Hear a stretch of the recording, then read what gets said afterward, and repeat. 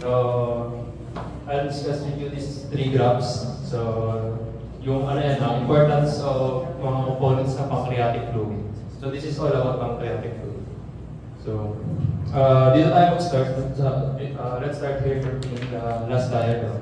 Sorry, hindi ko kayo makita po.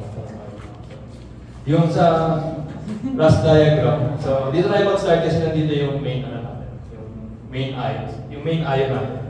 So, our independent variable natin dito is yung rate of secretion, which is ml per hour. At saka yung dependent variable natin is yung ionic concentration, which is MEQ per liter. So sa pancreatic, in our pancreatic fluid is rich with bicarbonate. So and relatively low chloride concentration. So as we increase the rate of secretion of bicarbonate, we also increase the ionic concentration of bicarbonate in the pancreatic fluid. So, in the opposite of that, relatively opposite of that, as we increase the rate of secretion of bicarbonate, the ionic concentration of chloride decrease. So, inversely proportional. So, pag nag-increase bicarbonate, nag-decrease dapat sa chloride. So, yun lang yung simple na.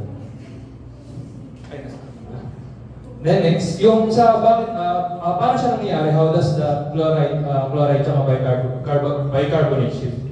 So, ano ba ito? So, sa ductal cells, di ba meron po tayong acinar tsaka ductal cells. Sa acinar, hindi natin siya magpo-focus kasi for enzyme siya. Yung sa atin, for ions. So, sa release ng ions, hindi tayo mag-focus sa ductal. So yung ductal cells natin, nandito yung bicarbonate. The ductal cells contains the bicarbonate na nare-release dun sa pancreatic lumen, which is inside dito sa loob. Pancreatic lumen. So nandito yung bicarbonate, which is released sa pancreatic lumen kung nasaan yung pancreatic fluid. So saan nagagawa yung pancreatic fluid. So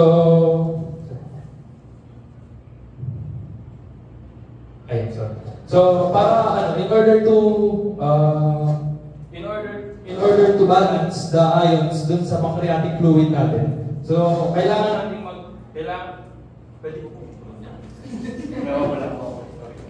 So, para ma-balance yung yung ions natin dun sa pancreatic fluid, kasi nga nag-release tayo ng bicarbonate dun sa pancreatic lumen, kailangan natin makipag-exchange ng chloride papunta naman sa ductal cells. So, kailangan natin mag-exchange ng bicarbonate kay chloride papunta sa ductal cells. Yung nag-exchange dito, meron tayong bicarbonate chloride exchanger. Sila yung bicarbonate chloride exchanger. So, tatandaan natin na si bicarbonate can increase up to 5 times more than the plasma. So, kapag nag-increase tayo ng rate of secretion ng bicarbonate, we also increase the ion concentration of bicarbonate sa mismong pancreatic lumen.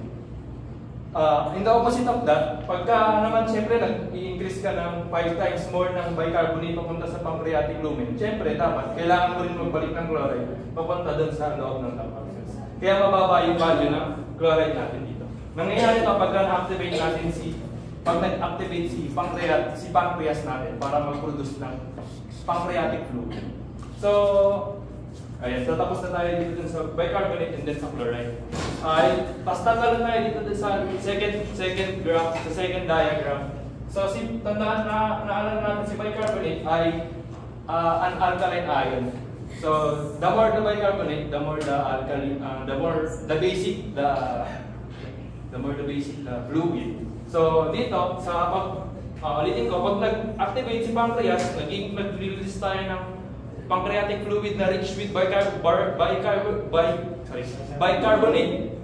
So yung pH niya from 7.8 naging 8.2. Magiging more basic. So kaya yung pH natin, dependent siya dun sa kung ilan yung nire-release ni bicarbonate. So nag-gets ka naman yun dito. William, nag-gets mo? Dito sa pH. Next po, yung ayan po. So, ano nga yung purpose bakit ini-increase ni pancreas yung bicarbonate kailangan increase ni pancreas yung bicarbonate papunta sa kailangan i-increase ni pancreas yung pancreatic fluid para maging alkaline. So, di ba naalala natin dun sa lecture, yung chyme natin which is acidic na galing dun sa stomach kasi bolus pa lang yun pag nasa stomach. So, pag pumunta na yun ng duodenum, chyme na siya kasi acidic na. So, sa sobrang acid niya, ma-trigger niya yung secretin natin, S cells natin para mag-produce ng secretin. Tapos si secretin yung ma-trigger kay pancreas para mag-produce ng pancreatic fluid, which is yung basic para ma-neutralize niya si chyme. Okay, nag-gets po. Ayun, so nag-gets na yung sa bicarbonate chloride tsaka sa pH. So next po yung sa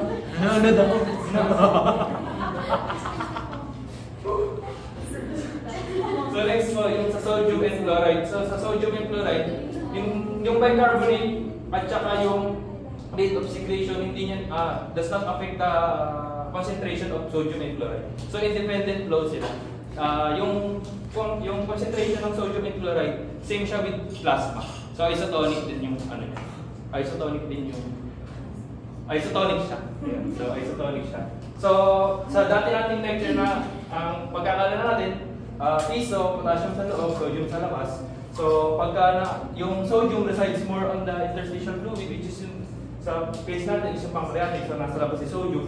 Kaya mas mataas yung sodium natin sa pancreatic fluid. Potassium mababa siya, pero constant lang kasi yung potassium natin nasa labas ng cell, which is yung nasa ductal cells.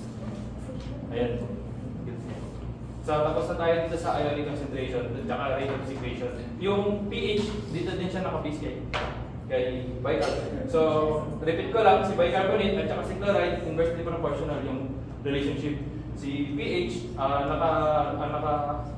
naka-base siya kung depende kung yung sa secretion ni bicarbonate. Tapos si sodium at saka si chloride, meron siyang independent flow. So, next yung sa last, yung sa osmolality.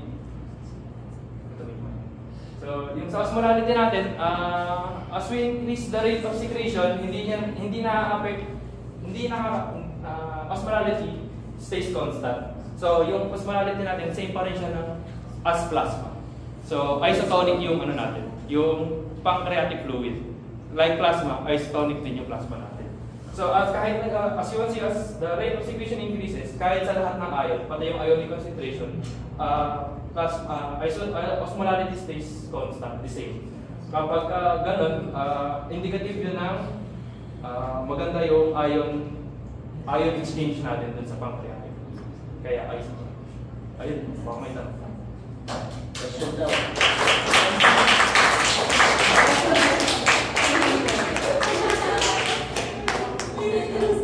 May questions yun. Confirm mo na. Ano yung independent? Independent variable rate of secretion, tapos yung dependent variable, ayun yung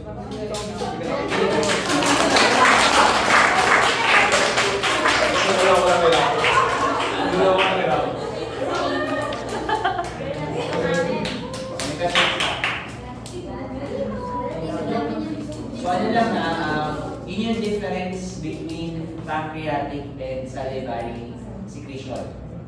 Sa salivary, if the flow is low, the salivary secretion is hypo or iso? Hypo.